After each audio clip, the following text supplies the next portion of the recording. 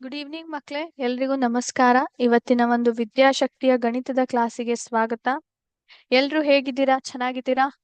ಇವತ್ತಿನ ದಿನ ಎಲ್ರದ್ದು ಚೆನ್ನಾಗಿ ಹೋಯ್ತಾ? ಎಸ್, ಸೊ ಎಲ್ರು ಕೂಡ ಚೆನ್ನಾಗಿದ್ದೀರಾ ಅಂತ ಅನ್ಕೋತೀನಿ. ಇವತ್ತಿನ ದಿನ ಕೂಡ ನಿಮ್ದು ಒಳ್ಳೆಯದಿಂದ ಕಳೆದುಕೊಂಡು ಬಂದಿದೆ ಅಂತ ಅನ್ಕೋತೀನಿ.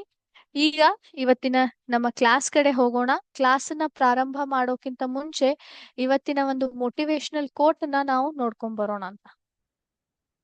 ಸೊ ಎಲ್ರಿಗೂ ನನ್ನ ಸ್ಕ್ರೀನ್ ಕಾಣ್ಲಿಕ್ಕತ್ತದ? ಓಕೆ. ಸೊ ಮೋಟಿವೇಶನಲ್ ಕೋಟ್ ಏನ್ ಹೇಳ್ತಿದೆ? No matter how small you start, always dream big ಅಂತ ಹೇಳ್ತಿದೆ. No matter how small you start, always dream big. So ಯಾರಾದ್ರೂ ಹೇಳ್ಬಹುದಾ ಇದ್ರ ಅರ್ಥ ಏನಿರಬಹುದು ಅಂತ? ಇದನ್ನ ಅರ್ಥ ಮಾಡ್ಕೊಳಿಕ್ ಪ್ರಯತ್ನ ಮಾಡಿ ಮಕ್ಳೇ. ಅದ್ರ ಜೊತೆಗೆ ಯಾರಾದ್ರೂ ಹೇಳ್ಬಹುದಾ ಇದ್ರ ಅರ್ಥ ಏನಿದೆ ಅಂತ? ಎಸ್. ಸೊ ಇದ್ರ ಅರ್ಥ ಏನಿದೆ ಅಂತಂದ್ರೆ, ನೀವು ಯಾವುದೇ ಒಂದು ಕೆಲಸವನ್ನ ಮಾಡಿ ಅಥವಾ ನಿಮ್ಮ ಜೀವನದಲ್ಲಿ ಯಾವುದೇ ಒಂದು ಗೋಲ್ ಅನ್ನ ಅಚೀವ್ ಮಾಡ್ಲಿಕ್ಕೆ ಪ್ರಯತ್ನ ಮಾಡ್ರಿ. ಆದ್ರೆ ಅದು ಪ್ರಯತ್ನಗಳು ಯಾವತ್ತು ನೀವು ಸಣ್ಣದಾಗಿ ಚಾಲು ಮಾಡಿದ್ರು ಕೂಡ ನಡೀತದೆ. ಆದ್ರೆ ನೀವು ಮುಗಿಯೋ ಸಮಯದಲ್ಲಿ ಯಾವತ್ತು ಏನಿರ್ಬೇಕು, ನಿಮ್ಮ ಒಂದು ದೊಡ್ಡ ಕನಸನ್ನ ನೀವು ಸಾಧಿಸುವಂತ ಒಂದು ಕೆಲಸ ಮಾಡ್ಬೇಕು. ಹೌದಾ? ಯಾವತ್ತಿದ್ರು ಸಣ್ಣ ಪ್ರಮಾಣದಿಂದ ಯಾವುದೇ ಕೆಲಸ ಪ್ರಾರಂಭ ಮಾಡ್ರಿ ನಡೀತದ. ಆದ್ರೆ ಅಂತಕ್ಕೆ ಬಂದಾಗ ನಾವ್ ಏನ್ ಮಾಡ್ಬೇಕು? ದೊಡ್ಡದನ್ನ ವಿಚಾರ ಮಾಡಿ ದೊಡ್ಡದನ್ನ ಸಾಧಿಸುವಂತ ಒಂದು ದೊಡ್ಡ ಕನಸ ನಮ್ಮಲ್ಲಿ ಇರ್ಬೇಕು. ಅದಕ್ಕೆ ಬೇಕಾದಂತ ಒಂದು ಚಿಕ್ಕ ಪುಟ್ಟ ಪ್ರಯತ್ನಗಳು ಯಾವತ್ತು ನಾವ್ ಏನ್ ಮಾಡ್ಬೇಕು? ಮಾಡ್ಕೊಂತಲೇ ಬರ್ಬೇಕು. ಆವಾಗ್ಲೇ ಏನಾಗುತ್ತೆ? ನಾವು ದೊಡ್ಡ ದೊಡ್ಡ ಕನಸುಗಳನ್ನು ಸಾಧಿಸ್ಲಿಕ್ಕೆ ಸಾಧ್ಯ. ಹೌದಾ? ಸೊ ಅರ್ಥ ಆಯ್ತಾ ಮಕ್ಳೇ? ಚಿಕ್ಕದಿಂದ ಈಗ ಉದಾಹರಣೆಗೆ ನೀವು ನಿಮ್ಮ ಎಕ್ಸಾಮ್ ಅಲ್ಲಿ ಪರೀಕ್ಷೆಯಲ್ಲಿ 95% ತೆಗಿಬೇಕು ಅಂತ ವಿಚಾರ ಮಾಡ್ತೀರಿ. ಹೌದಾ? 95% ತೆಗಿಬೇಕು ಅಂತ ವಿಚಾರ ಮಾಡ್ತೀರಾ. ಈಗ ನೀವು ಅದು ಒಂದು ದೊಡ್ಡ ಕನಸಾಯ್ತು ನಿಮಗೆ. ಹೌದಾ? ಅದೇ ನೀವು ಅದರಲ್ಲಿ ಕೇವಲ 75% 85% ಮಾಡ್ಬೇಕು ಅಂತ ತಲೆಯಲ್ಲಿ ಇಟ್ಕೊಂಡ್ರೆ, ನೀವು ಅದಕ್ಕೆ ಎಷ್ಟು ಬೇಕೋ ಅಷ್ಟೇ ನೀವೇನ್ ಮಾಡ್ತೀರಿ? ಪ್ರಯತ್ನ ಹಾಕ್ತೀರಿ. ಹೌದಾ ಇಲ್ಲೋ? ಆದ್ರೆ ನೀವು ದೊಡ್ಡ ಕನಸನ್ನು ಕಂಡ್ರೆ 95 ಅಥವಾ 95% ಹೆಚ್ಚು ನಾನು ಎಕ್ಸಾಮ್ ಅಲ್ಲಿ ಮಾರ್ಕ್ಸ್ ತೆಗಿಬೇಕು ಅಂತ ನೀವು ಕನಸು ಕಂಡ್ರೆ, ಅದಕ್ಕೆ ಎಷ್ಟು ಬೇಕು ಅಷ್ಟೇ ನೀವೇನ್ ಮಾಡ್ತೀರಿ? ಆ ರೀತಿನೇ ನೀವು ವಿಚಾರ ಮಾಡ್ಲಿಕ್ಕೆ ಪ್ರಯತ್ನ ಮಾಡ್ತೀರಿ. ಅದೇ ರೀತಿ ನೀವು ಏನ್ ಮಾಡ್ತೀರಿ? ಎಫರ್ಟ್ಸ್ ಕೂಡ ಹಾಕ್ತಿರಿ, ಪ್ರಯತ್ನ ಕೂಡ ಮಾಡ್ತೀರಿ. ಹಾಗಾಗಿ ದೊಡ್ಡ ಕನಸುಗಳನ್ನ ಕಾಣ್ರಿ. ಯಾಕಂದ್ರೆ ದೊಡ್ಡ ಕನಸುಗಳನ್ನ ಕಂಡಾಗ ಮಾತ್ರ ಏನಾಗುತ್ತೆ? ನೀವು ದೊಡ್ಡ ಸಾಧನೆಗಳನ್ನ ಮಾಡ್ಲಿಕ್ಕೆ ಸಾಧ್ಯ. ಕೇವಲ ಕನಸು ಮಾತ್ರ ಕಂಡ್ರೆ ಸಾಲಲ್ಲ, ಅದ್ರ ತಕ್ಕ ಹಾಗೆ ಏನ್ ಮಾಡ್ಬೇಕು ನೀವು? ಏನ್ ಮಾಡ್ಬೇಕು ಹೇಳಿ ನೋಡೋಣ? ಏನ್ ಮಾಡ್ಬೇಕು? ಪ್ರಯತ್ನ ಕೂಡಾನು ಮಾಡ್ಬೇಕು. ಪ್ರಯತ್ನ ಮಾಡ್ಲಾರ್ದೆ ಹಾಗೆ ಕೂಡ್ತೀನಂದ್ರೆ ನಡೆಯೋದಿಲ್ಲ. ಹೌದೋ ಇಲ್ವೋ? ಎಸ್. ಸೊ ಮಕ್ಳೇ, ಇವತ್ತು ನಾವು ನಮ್ಮ ಮೋಟಿವೇಶನಲ್ ಕೋಟ್ ಅನ್ನ ನೋಡ್ಕೊಂಡ್ವಿ. ಅದೇ ರೀತಿ ಕ್ಲಾಸಿನ ಕಡೆ ಹೋಗೋಣಂತೆ. ಸೊ ನಾವು ಯಾವ ಒಂದು ಚಾಪ್ಟರ್ ಮೇಲೆ ಚರ್ಚೆ ಮಾಡ್ಲಿಕತ್ತೀವಿ? ರಚನೆಗಳೊಂದಿಗೆ ಆಟ.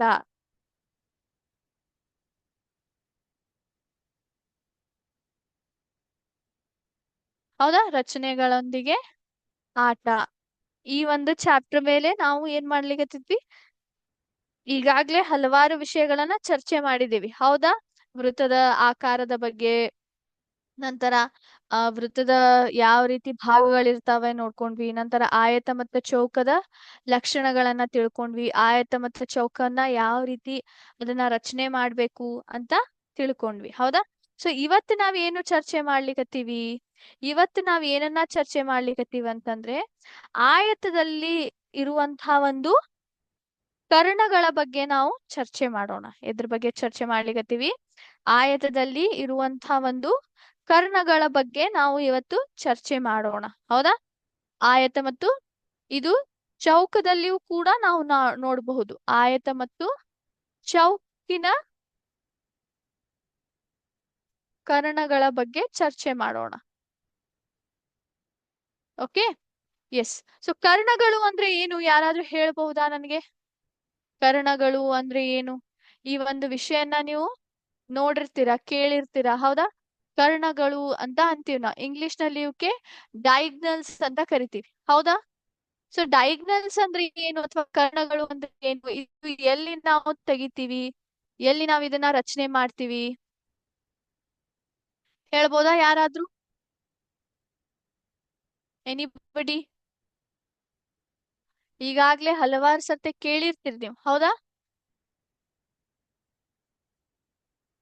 ಓಕೆ, ನಾನೀಗ ನನ್ನ ಸ್ಕ್ರೀನ್ ಅನ್ನ ಶೇರ್ ಮಾಡ್ತೀನಿ, ಈಗ ನೋಡುವಂತ್ರಿ. ಒಂದ್ ನಿಮಿಷ. ಎಸ್, ಸೊ ಎಲ್ರಿಗೂ ನನ್ನ ಸ್ಕ್ರೀನ್ ಕಾಣ್ಲಿಕ್ಕತ್ತದ? ಸೊ ಇಲ್ಲಿ ಏನಿದೆ, ಇಲ್ಲಿ ಒಂದು ನಮ್ ಕಡೆ ಆಯತ ಇದೆ, ಹೌದಾ? ಸೊ ಈಗ ಆಯತದಲ್ಲಿ ಕರ್ಣಗಳು ಯಾವ ರೀತಿ ಇರ್ತಾವೆ ಅಂತ ನೋಡಿ. ಇವೇನಾದ್ವು ನಾಲ್ಕು, ಏನಾದ್ವು ಇವು? ನಾಲ್ಕು ಕೋಣಗಳಾದ್ವು, ಹೌದಾ ಇಲ್ಲೋ? ನಾಲ್ಕು ಕೋಣಗಳಾದ್ವು. ಆಯತಕ್ಕೆ ನಾಲ್ಕು ಕೋಣಗಳ ಅಳತೆ ಎಷ್ಟಿರುತ್ತೆ? 90 ಡಿಗ್ರಿ ಇರುತ್ತೆ, ಹೌದಾ? ರೈಟ್ ಆಂಗಲ್ಸ್ ಇರ್ತವೆ. ಸೊ ಈಗ ಇಲ್ಲಿ ರಚನೆ ಆಗ್ತಿರುವಂತದ್ದು, ಇದಕ್ಕೆ ನಾವ್ ಏನಂತ ಕರಿತೀವಿ? ಕರ್ಣಗಳು ಅಂತ ಕರಿತೀವಿ. ಏನಂತ ಕರಿತೀವಿ? ಕರ್ಣಗಳು ಅಂತ ಕರಿತೀವಿ. ಅರ್ಥ ಆಗ್ಲಿಕ್ಕತ್ತದಲ್ಲ? ಒಂದ್ ನಿಮಿಷ ನೋಡಿ ಇಲ್ಲಿ. ಓಕೆ, ಇಲ್ಲಿ ನೋಡಿ. ಇದು ಆಯತದಲ್ಲಿ ಮತ್ತು ಚೌಕಿನಲ್ಲಿ ಬರುವಂತಹ ಒಂದು ಕರ್ಣಗಳು ಅಂತಾನೆ ಹೇಳಬಹುದು ನಾವು, ಹೌದಾ? ಇಲ್ಲಿ ನೋಡಿ, ಈ ರೀತಿ. ಎಸ್, ಆಯತದಲ್ಲಿ ಈ ರೀತಿ, ಅದೇ ಚೌಕಿನಲ್ಲಿ ಅಂದ್ರೆ ಈ ರೀತಿ ಬರುತ್ತೆ, ಹೌದಾ? ಸೊ ಇದು ಏನ್ ನೋಡ್ಲಿಕ್ಕತ್ತಿರಲ್ಲ, ಇವಕ್ ನಾವ್ ಏನಂತ ಕರಿತೀವಿ? ಕರ್ಣಗಳು ಅಂತ ಕರಿತೀವಿ. ಸೊ ಕರ್ಣಗಳದ ಒಂದು ಲಕ್ಷಣ ಏನು, ಯಾವ್ಯಾವ ರೀತಿ ಇರ್ತಾವೆ? ಯಾರಾದ್ರೂ ಹೇಳ್ಬೋದಾ? ಲಕ್ಷಣಗಳು ಯಾವುವು ಅಂತ ಹೇಳ್ಬೋದಾ ಮಕ್ಳೇ? ಎಸ್. ಸೊ ಕರ್ಣಗಳು ಅದರ ಕೆಲಸ ಏನು ಅಂತಂದ್ರೆ, ಕರ್ಣಗಳ ಅಳತೆ ಯಾವತ್ತು, ಇದೇನ್ ನೀಲಿ ಬಣ್ಣದ ಏನ್ ಎರಡು ಗೆರೆಗಳನ್ನ ನೋಡ್ಲಿಕ್ಕತ್ತಿರ್ಲ, ಇವಕ್ಕೆ ನಾವ್ ಏನಂತ ಕರಿತೀವಿ? ಕರ್ಣಗಳು ಅಂತ ಕರಿತೀವಿ. ಸೊ ಕರ್ಣಗಳ ಕೆಲಸ ಏನು ಅಂತಂದ್ರೆ, ಕರ್ಣಗಳು ಏನಿರ್ತಾವೆ, ಎರಡರದು ಅಳತೆ ಏನಿರ್ತಾವೆ ಒಂದಕ್ಕೊಂದು ಸಮಾನವಾಗಿರ್ತವೆ. ಅಂದ್ರೆ ಈ ಅಳತೆ ಮತ್ತು ಇದರ ಅಳತೆ ಎರಡಕ್ಕೂ ಈಕ್ವಲ್ ಆಗಿ ಇರುತ್ತೆ. ಆಮೇಲೆ ಇವೇನ ಒಂದು ಕೋಣದಿಂದ ಪ್ರಾರಂಭ ಆಗಿ, ಅಂದ್ರೆ ಈ ಒಂದು ಶೃಂಗದಿಂದ ಪ್ರಾರಂಭವಾಗಿ ಇಲ್ಲಿ ತನಕ ಬರುತ್ತದೆ, ಹೌದೋ ಇಲ್ವೋ? ಸೊ ಇದು ಏನ್ ಮಾಡ್ತದೆ ಅಂತಂದ್ರೆ, ಈ ಏನ್ ಕೋಣ ಇರ್ತದಲ್ಲ, ಕೋಣಕ್ಕೆ ಎರಡು ಭಾಗಗಳಲ್ಲಿ ಅದನ್ನ ಏನ್ ಮಾಡ್ತದೆ? ಡಿವೈಡ್ ಮಾಡ್ತದೆ. ಎರಡು ಪಾರ್ಟ್ಸ್ ಅಲ್ಲಿ ಅದನ್ನ ಡಿವೈಡ್ ಮಾಡ್ತವೆ. ಆಮೇಲೆ ಇವು ಏನಾಗ್ತವೆ? ಕೋಣದ ಮಧ್ಯಭಾಗ ಅಥವಾ ಮಿಡ್ ಪಾಯಿಂಟ್ ಇಂದ ಪ್ರಾರಂಭವಾಗಿ ಈ ಕೋಣದ ಮಧ್ಯಭಾಗಕ್ಕೆ ತಲುಪ್ತಾವೆ ಅಂತ ಹೇಳ್ತೀವಿ ನಾವು. ಓಕೆ, ಸೊ ಈ ರೆಕ್ಟ್ಯಾಂಗಲ್ ಅನ್ನ ಅಥವಾ ಆಯತನ ಏನ್ ಮಾಡ್ತದ? ಎರಡು ಆಯತದ ಕೋಣಗಳಿಗೆ ಎರಡು ಭಾಗಗಳಲ್ಲಿ ಡಿವೈಡ್ ಮಾಡ್ತದೆ. ನಂತರ ಎರಡೂ ಕೋಣಗಳ ಸಾರಿ ಕರ್ಣಗಳ ಅಳತೆ ಸಮಾನವಾಗಿ ಇರ್ತದೆ, ಹೌದಾ? ಎಸ್. ಸೊ ಇದು ಒಂದು ವಿಶೇಷತೆ. ಸೊ ಇದನ್ನ ಇವಕ್ಕೆ ನಾವೇನಂತ ಕರಿತೀವಿ? ಆಯತ ಅಥವಾ ಚೌಕದ ಒಂದು ಕರ್ಣಗಳು ಅಂತ ಕರಿತೀವಿ. ಸೊ ಇದನ್ನ ಯಾವ ರೀತಿ ರಚನೆ ಮಾಡೋದು, ಇದನ್ನ ಹೇಗೆ ರಚನೆ ಮಾಡ್ತೀವಿ ಅಂತ ಇದ್ರ ಮೇಲೆ ನಾವು ಕಲಿಯೋಣ ಅಂತ. ಓಕೆ, ಸೊ ಈಗ ಪ್ರಶ್ನೆ ಬರಿತೀನಿ ಮಕ್ಳೇ, ಒಂದ್ ನಿಮಿಷ. ಸೊ ಇಲ್ಲಿ ಏನ್ ಮಾಡ್ಲಿಕತ್ತೀವಿ ಅಂದ್ರೆ, ಎರಡು ತರದ ಕೋಣಗಳ ಅಳತೆ ನಮ್ಗೆ ಕೊಟ್ಟಿರ್ತಾರೆ. ಆಯತದಲ್ಲಿ ಆ ಕೋಣಗಳ ಒಂದು ಸಹಾಯದಿಂದ ನಾವ್ ಏನ್ ಮಾಡ್ಬೇಕು? ಕರ್ಣವನ್ನ ರಚನೆ ಮಾಡ್ಬೇಕು. Okay, yes. ಒಂದ್ ನಿಮಿಷ, ನಾನು ಇಲ್ಲಿ ಪ್ರಶ್ನೆ ಬರೀತೀನಿ ಬೋರ್ಡ್ ಮೇಲೆ. ಅದ್ರ ಪ್ರಕಾರ ನಾವ್ ಏನ್ ಮಾಡೋಣ, ಅದನ್ನ ಯಾವ ರೀತಿ ಕನ್ಸ್ಟ್ರಕ್ಟ್ ಮಾಡ್ಬೇಕು ಅಥವಾ ರಚನೆ ಮಾಡ್ಬೇಕು ಅಂತ ಕಲಿಯೋಣ ಅಂತ. ಸೊ ಪ್ರಶ್ನೆ ಇಲ್ಲಿದೆ. ಕರ್ಣವು ಅಭಿಮುಖ ಕೋನಗಳನ್ನು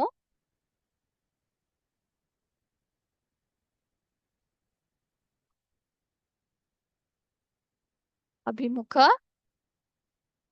ಕೋನಗಳನ್ನು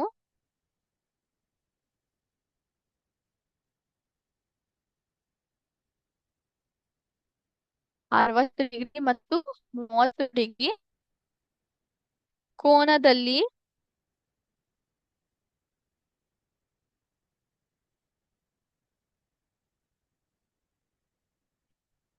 ವಿಭಾಗಿಸುವಂತೆ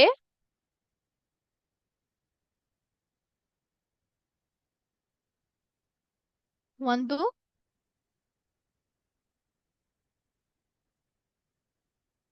ಆಯತವನ್ನು ರಚಿಸಿ.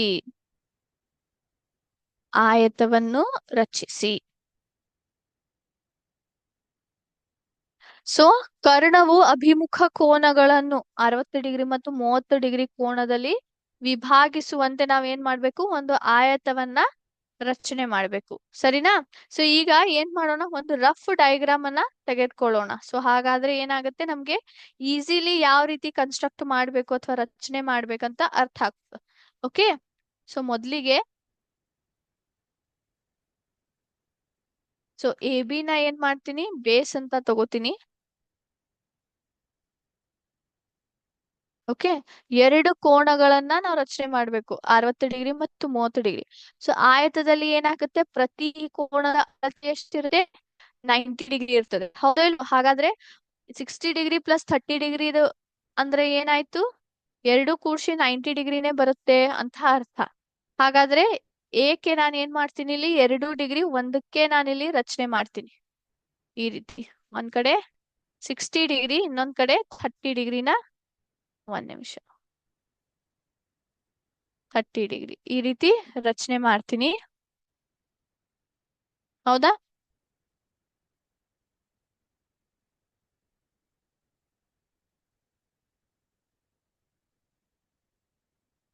A B C D. So ಈ ರೀತಿ ಏನಾಗುತ್ತೆ, ಒಂದು ಕರ್ಣ, ಕರ್ಣ ತೆಗಿಲೇ ಇಲ್ಲನ, ಈ ರೀತಿ. ಹೌದಾ? ಈ ರೀತಿ ಏನಾಗುತ್ತೆ, ಆಯತ ನಮ್ಗೆ ರಚನೆ ಆದ್ಮೇಲೆ ಕಾಣ್ತದ. ಓಕೆ. ಸೊ ಎಲ್ರು ನನ್ ಜೊತೆಗೆ ರಚನೆ ಮಾಡ್ತೀರಾ? ನಾನ್ ನಿಮ್ಗೆ ಹೇಳ್ತೀನಂತೆ ಯಾವ ರೀತಿ ಮಾಡೋದು. ನನ್ ಜೊತೆಗೇನೆ ಈ ನಾ ಹೇಗೆ ಮಾಡ್ತೀನಿ ಆ ರೀತಿ ನೀವು ಮಾಡ್ಲಿಕ್ಕೆ ಪ್ರಯತ್ನ ಮಾಡಿ. ಓಕೆ. ಸೊ ನಾನು ಇಲ್ಲಿ ಮೊದಲಿಗೆ ಒಂದು ಈ ಶೀಟ್ ನ, ವೈಟ್ ಶೀಟ್ ಮೇಲ್ಗಡೆ ನಿಮ್ಗೆ ಯಾವ ರೀತಿ ರಚನೆ ಮಾಡ್ಬೇಕು ಅಂತ ತೋರಿಸ್ಕೊಡ್ತೀನಿ. ಓಕೆ. ಸೊ ರಚನೆ ಮಾಡ್ಲಿಕ್ಕೆ ಬೇಕಾದಂತಹ ಇಕ್ವಿಪ್ಮೆಂಟ್ಸ್ ಯಾವ್ಯಾವು, ಮೊದ್ಲಿಗೆ ತ್ರಿಜ್ಯ, ಹೌದಾ, ಕಂಪಸ್ ಬೇಕು ನಮ್ಗೆ. ಹೌದಾ?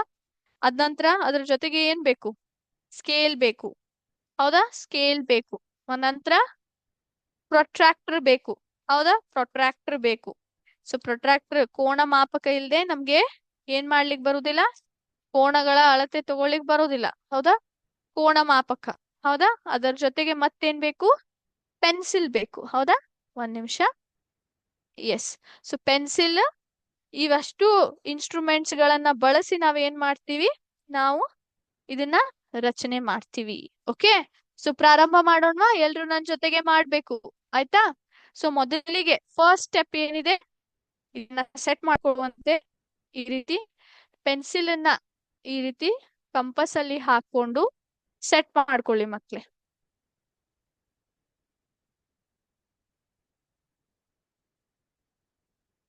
ಓಕೆ. ಸೊ ಫಸ್ಟ್ ಏನಿದೆ, ಎ ಬಿ ಅನ್ನೋ ಒಂದು ಬೇಸ್ ಅನ್ನ ನಾವಿಲ್ಲಿ ತೆಗೆದುಕೊಳ್ಳೋಣಂತೆ. ಓಕೆ. ಎ ಬಿ ಅಂತ ಒಂದು ಏನ್ ಬೇಸ್ ಇದೆಯಲ್ಲ, ಅದನ್ನ ಇಲ್ಲಿ ತೆಗೆದುಕೊಳ್ಳೋಣ. ಸೊ ನೀವು ಎಷ್ಟಾದ್ರೂ ಮೆಷರ್ಮೆಂಟ್ ತಗೋಬಹುದು. ನಾನಿಲ್ಲಿ 6 ಸೆಂಟಿಮೀಟರ್ ತಗೊಳ್ಳಿಕತ್ತೀನಿ. ಎ ಬಿ ಬೇಸದ್ದು ನಾನು ಎಷ್ಟು ತಗೊಳ್ಳಿಕತ್ತೀನಿ, 6 ಸೆಂಟಿಮೀಟರ್ ತಗೊಳ್ಳಿಕತ್ತೀನಿ.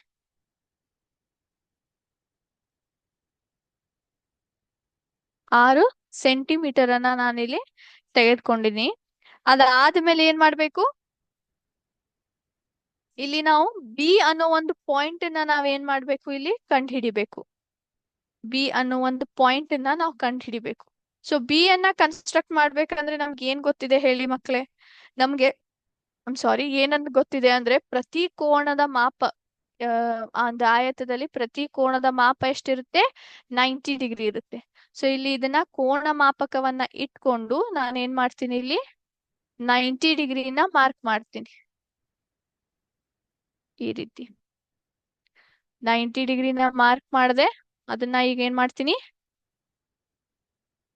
ಇಲ್ಲಿ ತೆಗಿತೀನಿ. ಸೊ ಇಲ್ಲಿ ಎಷ್ಟು ತಗೋತೀನಿ ಅಂದ್ರೆ 7 ಸೆಂಟಿಮೀಟರ್ ಅಳತೆಯನ್ನ ನಾನು ಇಲ್ಲಿ ತೆಗೆದುಕೊಳ್ತೀನಿ. ಓಕೆ. ನೀವ್ ಎಷ್ಟಾದ್ರೂ ತಗೋಬಹುದು, ನಡೀತದ. ಸೊ ಇದೇನಾಯ್ತು, 90 ಡಿಗ್ರಿ ಆಯ್ತು. ಓಕೆ. 90 ಡಿಗ್ರಿ ಆಯ್ತು. ಇದಾದ್ಮೇಲೆ ನಾವ್ ಏನ್ ಮಾಡ್ಬೇಕು, ಈಗ ಏಕೆ ಏನ್ ಮಾಡ್ಬೇಕು, ಎರಡು ಕೋನಗಳು ಬರ್ತಾವೆ, 60 ಡಿಗ್ರಿ ನಂತರ 30 ಡಿಗ್ರಿ ಅಂತ. ಹೌದೋ ಇಲ್ವೋ? ಸೊ ಹಾಗಾಗಿ ನಾವ್ ಏನ್ ಮಾಡ್ಬೇಕು, 60 ಡಿಗ್ರಿ ಮತ್ತು 30 ಡಿಗ್ರಿನ ನಾವೇನ್ ಮಾಡ್ಬೇಕು, ಇಲ್ಲಿ ಕನ್ಸ್ಟ್ರಕ್ಟ್ ಮಾಡ್ಬೇಕು. ಸೊ ಅದ್ ಹೇಗೆ ಮಾಡೋದು ಅಂತಂದ್ರೆ, ಮೊದ್ಲಿಗೆ ಕೋನ ಮಾಪಕವನ್ನ ತೆಗೆದುಕೊಂಡು ಇಲ್ಲಿ ಏನ್ ಮಾಡ್ತೀನಿ, 60 ಡಿಗ್ರಿನ ಪಾಯಿಂಟ್ ಮಾಡ್ತೀನಿ ಈ ರೀತಿ. ಹೌದಾ? 60 ಡಿಗ್ರಿನ ಮಾಡಿದೆ, ಅದ್ರ ಜೊತೆಗೆ ಇಲ್ಲಿ 90 ಡಿಗ್ರಿನ ಮಾರ್ಕ್ ಮಾಡ್ತೀನಿ. ಓಕೆ. ಸೊ ಇದು 60 ಡಿಗ್ರಿ ಏನಿದೆಯಲ್ಲ, ಅದಕ್ಕೆ ಈ ರೀತಿ ಪಾಸ್ ಆಗುವಂತೆ ನಾನು ಏನ್ ಮಾಡ್ತೀನಿ, ಗೆರೆಯನ್ನ ತೆಗಿತೀನಿ.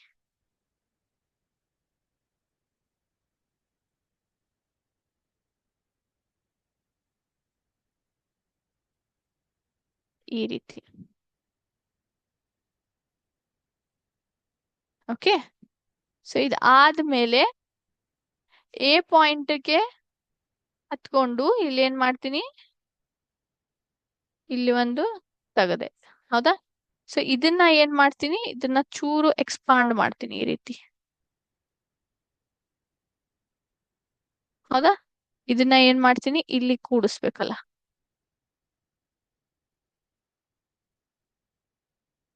ಈ ರೀತಿ ಕೂಡಿಸ್ತೀನಿ.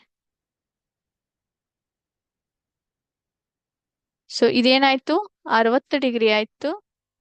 ಇದೇನಾಯ್ತು, 30 ಡಿಗ್ರಿ ಆಯ್ತು. ಸಿ ಆಯ್ತು, ಇದು ಡಿ ಆಯ್ತು. ಈ ರೀತಿ ನೀವೇನ್ ಮಾಡ್ತೀರಿ, ಕರ್ಣವನ್ನ ರಚನೆ ಮಾಡ್ತೀರಿ. Okay. Is it clear? So ಇದಕ್ಕೆ ನಾವ್ ಏನಂತ ಕರಿತೀವಿ, ಇದೇನ್ ಭಾಗ ಬಂದಿದೆ ಅಲ್ಲ, ಇದಕ್ಕೆ ನಾ ಏನಂತ ಕರಿತೀನಿ, ಕರ್ಣ ಅಂತ ಕರಿತೀನಿ. ತಿಳಿತಾ? ಎಸ್. ಎಲ್ರಿಗೂ ಅರ್ಥ ಆಗಿದೆ ಅಂತ ಅನ್ಕೋತೀನಿ. ಅರ್ಥ ಆಗಿದೆ ಮಕ್ಳೇ? ಓಕೆ. ಈಗ ಮುಂದಿನ ಒಂದು ಭಾಗಕ್ಕೆ ಹೋಗೋಣ. ಸೊ ಈಗಾಗ್ಲೇ ಕರ್ಣದ ಬಗ್ಗೆ ತಿಳ್ಕೊಂಡ್ವಿ, ನಂತರ ಅದನ್ನ ಹೇಗೆ ರಚನೆ ಮಾಡ್ತೀವಿ ಅಂತ ತಿಳ್ಕೊಂಡ್ವಿ. ಅದಾದ್ಮೇಲೆ ಏನಿದೆಯಪ್ಪ ಅಂತಂದ್ರೆ, ಮುಂದಿನ ಭಾಗ ಏನು ಅಂತಂದ್ರೆ, ನಾವು ಇದೇ ರೀತಿ ಪಾಯಿಂಟ್ ಅಂದ್ರೆ ಬಿಂದುಗಳನ್ನ ಉಪಯೋಗಿಸ್ಕೊಂಡು ಹಲವಾರು ಏನಂತಾರೆ, ಆಕಾರಗಳನ್ನ ನಾವು ರಚನೆ ಮಾಡಬಹುದು. ಹೌದಾ? ಎರಡು ದತ್ತ ಬಿಂದುಗಳಿಂದ ನಾವು ಸಮಾನ ದೂರದಲ್ಲಿ ಇರುವಂತಹ ಒಂದು ಬಿಂದುಗಳನ್ನ ನಾವು ಕಂಡು ಹಿಡಿದು ಹಲವಾರು ಆಕಾರಗಳನ್ನ ನಾವು ರಚನೆ ಮಾಡೋದನ್ನ ನಾವು ಪ್ರಯತ್ನ ಮಾಡಬಹುದು. ಹೌದಾ? ಹೌದಾ? ಸೊ ಇದನ್ನ ಬಗ್ಗೆ ಚರ್ಚೆ ಮಾಡೋಣ. ಅದಕ್ಕಿಂತ ಮುಂಚೆ ಇವತ್ತಿನ ಒಂದು MCQ ಸೆಷನ್ ಕಡೆ ಹೋಗಿ ಬರೋಣ ಅಂತ ಮತ್ತೆ. ಓಕೆ. ಎಸ್. ಸೊ ಎಲ್ರಿಗೂ ನನ್ನ ಸ್ಕ್ರೀನ್ ಕಾಣ್ಲಿಕ್ಕತ್ತದ? ಓಕೆ. ಮೊದಲನೇ ಪ್ರಶ್ನೆ, ರೇಖಾಖಂಡವನ್ನು ಅಳೆಯಲು ಬಳಸುವ ಸಾಧನ ಯಾವುದು? ರೇಖಾಖಂಡವನ್ನು ಅಳೆಯಲು ಬಳಸುವ ಸಾಧನ ಯಾವುದು? ಆಪ್ಷನ್ ಎ ಕೋನ ಮಾಪಕ, ಆಪ್ಷನ್ ಬಿ ಪರಿಕರ ಅಥವಾ ಡಿವೈಡರ್, ಆಪ್ಷನ್ ಸಿ ಮಾಪಕ ಪಟ್ಟಿ, ಆಪ್ಷನ್ ಡಿ ಕಂಪಾಸ್. ಕಂಪಾಸ್. ರೇಖಾಖಂಡವನ್ನು ಅಳೆಯಲು ಬಳಸುವ ಸಾಧನ ಯಾವುದು? ಸೊ ಎಲ್ರೂ ಉತ್ತರ ಕೊಡ್ಬೇಕು. ನಿಮ್ಮ ಬುಕ್ ಅಲ್ಲಿ, ನಿಮ್ಮ ಪುಸ್ತಕದಲ್ಲಿ ಉತ್ತರಗಳನ್ನ ಎಲ್ರು ಏನ್ ಮಾಡ್ಬೇಕು, ಬರ್ದಿಟ್ಕೊಳ್ರಿ ಮಕ್ಳೇ. ಕೊನೆಯಲ್ಲಿ ನಾನು ಏನ್ ಮಾಡ್ತೀನಿ, ನಿಮಗೆ ಉತ್ತರಗಳನ್ನ ಹೇಳ್ತೀನಂತೆ. ಸೊ ಎಲ್ರು ಆಪ್ಷನ್ ಯಾವುದು ABCD ಅಲ್ಲಿ ಯಾವುದು ಅಂತ ಅದನ್ನ ಬರ್ಕೊಳ್ರಿ. ಎಸ್. ಎರಡನೇ ಪ್ರಶ್ನೆ, ರೇಖಾಖಂಡದ ಸಮಭಾಜಕವನ್ನು ಬಿಡಿಸಲು ಮುಖ್ಯವಾಗಿ ಬಳಸುವ ಸಾಧನ ಯಾವುದು? ರೇಖಾಖಂಡದ ಸಮಭಾಜಕವನ್ನು ಬಿಡಿಸಲು ಮುಖ್ಯವಾಗಿ ಬಳಸುವ ಸಾಧನ ಯಾವುದು? ಆಪ್ಷನ್ ಎ ಮಾಪಕ ಪಟ್ಟಿ ಮಾತ್ರ, ಆಪ್ಷನ್ ಬಿ ಕಂಪಾಸ್ ಮತ್ತು ಮಾಪಕ ಪಟ್ಟಿ, ಆಪ್ಷನ್ ಸಿ ಕೋನ ಮಾಪಕ, ಆಪ್ಷನ್ ಡಿ ಪೆನ್ಸಿಲ್ ಮಾತ್ರ. ರೇಖಾಖಂಡದ ಸಮಭಾಜಕವನ್ನು ಬಿಡಿಸಲು ಮುಖ್ಯವಾಗಿ ಬಳಸುವ ಸಾಧನ ಯಾವುದು?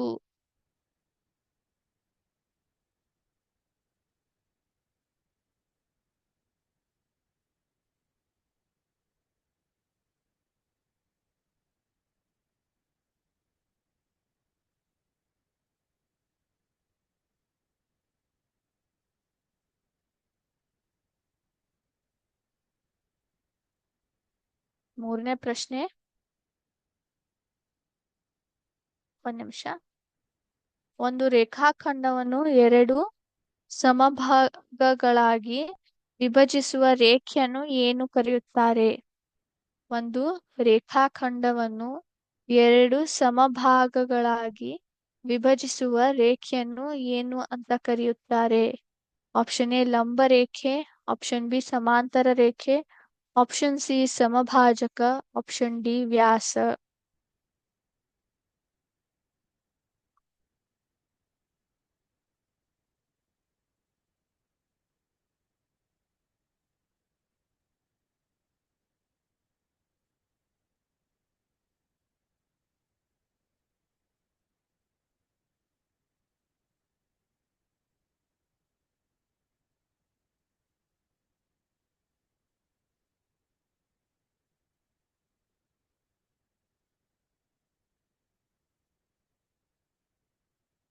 ಎಸ್, ಎಲ್ರೂ ಉತ್ತರಿಸಿದಿರಾ?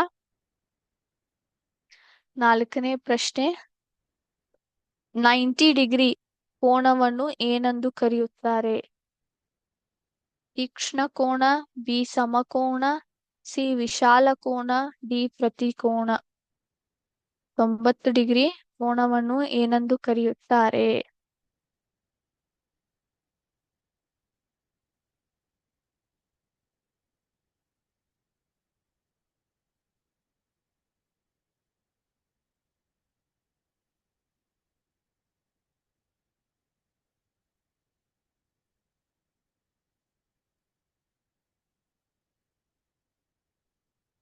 ಎಸ್. ಐದನೇ ಪ್ರಶ್ನೆ, ಸಮಕೋನವನ್ನು ನಿರ್ಮಿಸಲು ಯಾವ ಸಾಧನ ಉಪಯುಕ್ತ?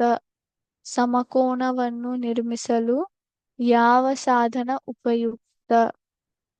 ಆಪ್ಷನ್ ಎ ಕೋನ ಮಾಪಕ, option B compass, option C ಮಾಪಕ ಪಟ್ಟಿ, ಆಪ್ಷನ್ ಡಿ ಮೇಲಿನ ಎಲ್ಲವು.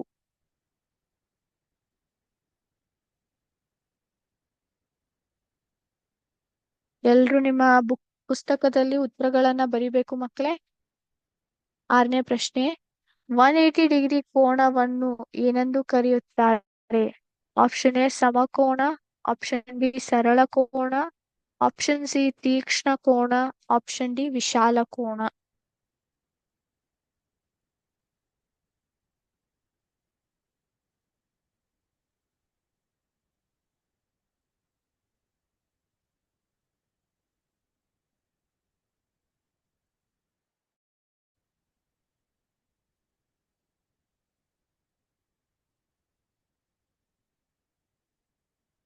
ಬರದ್ರಾ?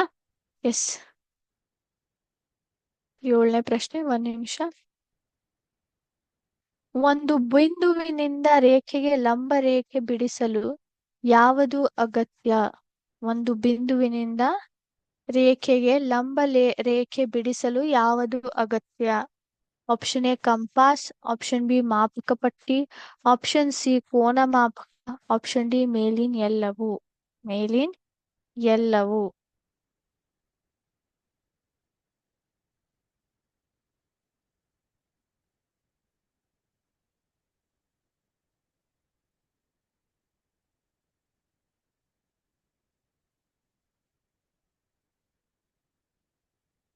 ಎಸ್. ಎಂಟನೇ ಪ್ರಶ್ನೆ, ಎರಡು ಬಿಂದುಗಳನ್ನು ಸೇರಿಸಿದಾಗ ದೊರೆಯುವುದು ಏನು? ಎರಡು ಬಿಂದುಗಳನ್ನು ಸೇರಿಸಿದಾಗ ದೊರೆಯುವುದು ಏನು? ಆಪ್ಷನ್ ಎ ಕಿರಣ, ಆಪ್ಷನ್ ಬಿ ರೇಖೆ, ಆಪ್ಷನ್ ಸಿ ರೇಖಾಖಂಡ, ಆಪ್ಷನ್ ಡಿ ವೃತ್ತ. ಎರಡು ಬಿಂದುಗಳನ್ನು ಸೇರಿಸಿದಾಗ ದೊರೆಯುವುದು ಏನು? ಕಿರಣ, ರೇಖೆ, ರೇಖಾಖಂಡ, ವೃತ್ತ. ಎಸ್. 9ನೇ ಪ್ರಶ್ನೆ, ವೃತ್ತವನ್ನು ಬಿಡಿಸಲು ಯಾವ ಸಾಧನ ಬಳಸುತ್ತಾರೆ? ವೃತ್ತವನ್ನು ಬಿಡಿಸಲು ಯಾವ ಸಾಧನ ಬಳಸುತ್ತಾರೆ? ಕೋನ ಮಾಪಕ, ಪರಿಕರ, ಮಾಪಕ ಪಟ್ಟಿ.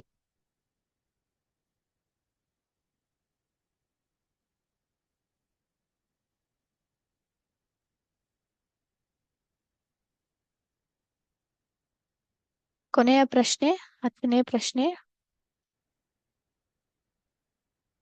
ಸಮಭಾಜಕವು ರೇಖಾಖಂಡವನ್ನು ಎಷ್ಟು ಭಾಗಗಳಲ್ಲಿ ವಿಭಜಿಸುತ್ತದೆ? Option A 3, option B 4, option C 2, option D 5. ಸಮಭಾಜಕವು ರೇಖಾಖಂಡವನ್ನು ಎಷ್ಟು ಭಾಗಗಳಲ್ಲಿ ವಿಭಜಿಸುತ್ತದೆ?